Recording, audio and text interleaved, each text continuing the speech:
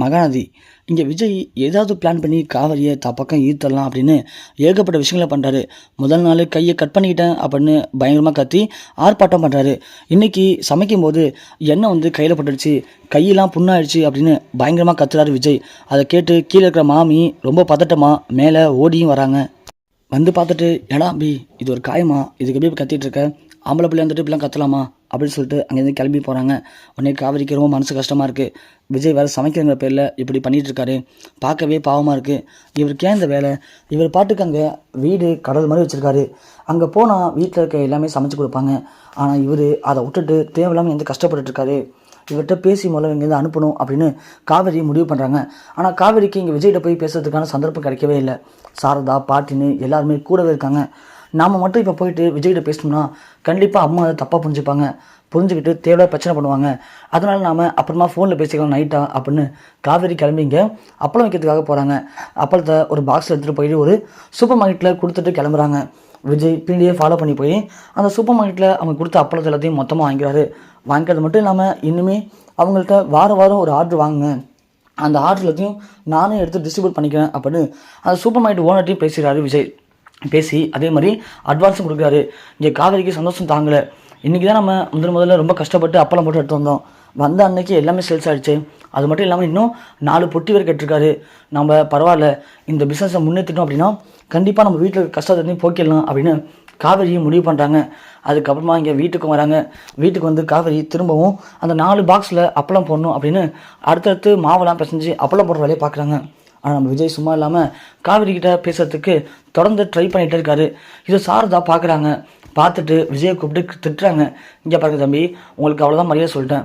நான் தான் சொல்லிட்டேன்ல, அங்கேருந்து நீங்கள் எங்களுக்கு நிறையா குறைச்சி கொடுத்தீங்க. அதனால தான் நாங்கள் அங்கேருந்து கிளம்பி இங்கே வந்தோம். ஆனால் இங்கே வந்ததுக்கு பிறகும் கூட எதுக்கு தம்பி எங்களை இப்படி டார்ச்சர் பண்ணுறீங்க போட்டு, எங்களுக்கு தான் உங்களை பிடிக்கலன்னு சொல்லிட்டோம்ல, பிடிக்கலன்னா விலைக்கு போயிடணும். அதை விட்டுட்டு கூடவே இருந்து எங்களை போட்டு இப்படி டார்ச்சர் பண்ணக்கூடாது. இங்கே பாருங்கள், திரும்பவும் சொல்கிறேன், ஒழுங்காக இங்கேருந்து வீட்டை காலி பண்ணிட்டு உங்கள் வீட்டுக்கு போயிடுங்க, இல்லைனா நாங்கள் வீட்டை காலி பண்ணிவிட்டு வேறு வீட்டுக்கு போவோம் பார்த்துக்கோங்க அப்படின்னு சார்த்தை பற்றி திட்டி விட்றாங்க. காவேரிக்கு ரொம்ப பாவமாக இருக்குது.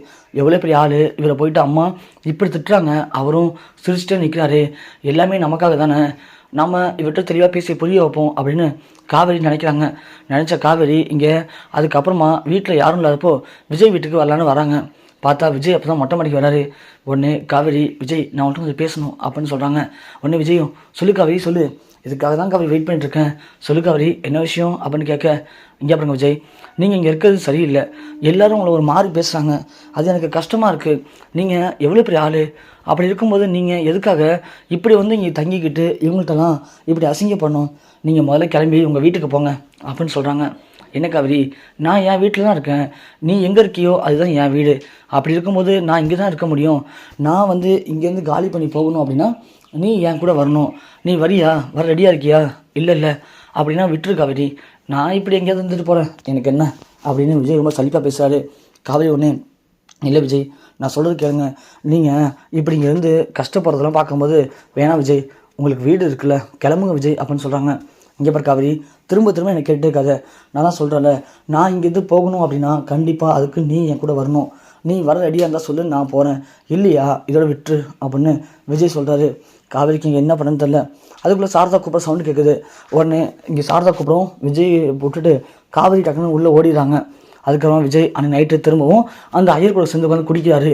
குடிச்சிட்டு இது மாதிரி என் மனைவி என்ன லைட்டாக புரிஞ்சுக்கிட்டா, ஆனால் அவங்க அம்மா தான் என்ன புரிஞ்சிக்க மாட்டாங்க, அவங்க அம்மா தப்பான ஒரு முடிவு எடுத்திருக்காங்க, அந்த முடிவுக்கு என் மனைவி கட்டுப்பட்டு அமைதியாக இருக்கா, ஆனால் அவங்க அம்மா மட்டும் இல்லைனா என் மனைவி என் கூட இப்பயே வந்துடுவா அப்படி இப்படின்னு இங்கே அந்த மாமா கிட்ட விஜய் பேசிகிட்டு இருக்காரு. அதெல்லாம் சாரதா கேட்குறாங்க. கேட்டுட்டு காவிரியை பார்த்து, என்னடி அவன் என்னென்னமோ சொல்கிறான், அதான் உண்மையா?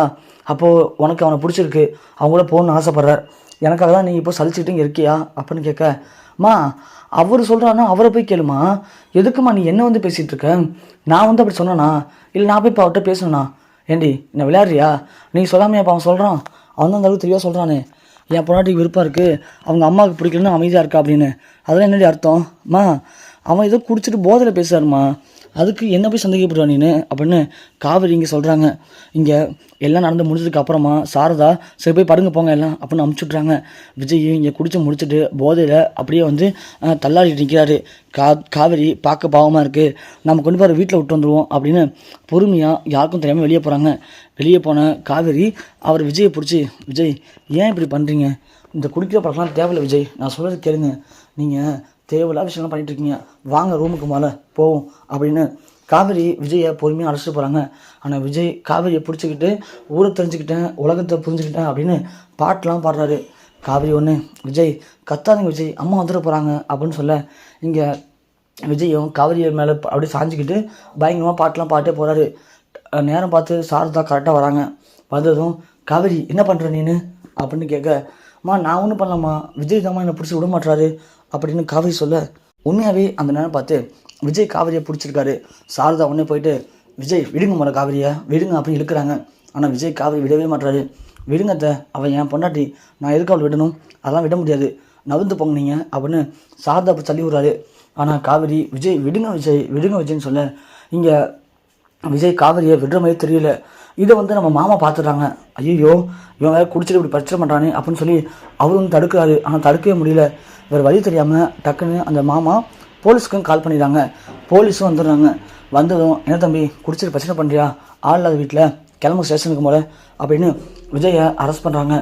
அந்த இடத்துல போலீஸ்ட்டு வந்து சாரதா சார் விடுங்க சார், ஏதோ தெரியாமல் பண்ணிட்டான் தம்பி, குடிச்சிருக்கான் போல், விடுங்க பார்த்துக்கலாம் அப்படின்னு சொல்ல, இல்லைம்மா அது எப்படிமா விட முடியும், வீட்டில் ஆள் இல்லாத பொண்ணுங்கள்ட்ட குடிச்சிட்டு பிரச்சனை பண்ண அமைதியாக இருக்கணுமா, விடுங்கம்மா, இவங்க ஆளுங்கள்லாம் ஸ்டேஷன் கொண்டு வச்சு முட்டிக்கு நாள் தட்டினா அடங்கிடுவானுங்க, அப்போ தான் இதுக்கப்புறம் இந்த மாதிரி எந்த பொண்ணுட்டையும் பிரச்சனை பண்ண மாட்டானுங்க அப்படின்னு போலீஸ் வந்து விஜய் சட்டையை பிடிக்க காவேரி ஒன்று, சார் விடுங்க சார் முதல்ல அவரை, ஷர்ட்லாம் பிடிக்காதீங்க, அவர் யார் தெரியுமா அப்படின்னு கேட்க, என்னம்மா உங்ககிட்ட தான் பிரச்சனை பண்ணியிருக்காரு, அப்புறம் அவருக்கு சப்போர்ட் பண்ணி பேசிகிட்டு இருக்கேன், என்னம்மா நினச்சிட்ருக்கீங்க நீங்கள் அப்படி கேட்க, இங்கே பாருங்க சார், நான் வந்து உங்கள்கிட்ட கம்ப்ளைண்ட் பண்ணேன்னா அவர் என்கிட்ட தப்பாக இருந்திருக்கான்னு சொல்லிட்டு, இல்லை நீங்களா வந்து பிரச்சனை பண்ணிருக்கீங்க, அவர் யார் தெரியுமா முதல்ல அப்படின்னு கேட்க, என்னம்மா சும்மா அப்படின்னு கேட்டு பார்த்துட்ருக்கேன், அவர் யார் தெரியுமான்னு கேட்டுட்ருக்கேன், யாருமா இவன் அப்படின்னு கேட்கவும், அவர் என் புருஷன் சார், அவர் என் புருஷன், அவர் என்கிட்ட என்னவாலும் பண்ணுவார், அதுக்கு அவருக்கு எல்லா உரிமையும் இருக்குது, அது கேட்க நீங்கள் யார் சார் அப்படின்னு கேட்க, மாமா அப்படியே அதிர்ச்சியாகி பார்க்குறாரு.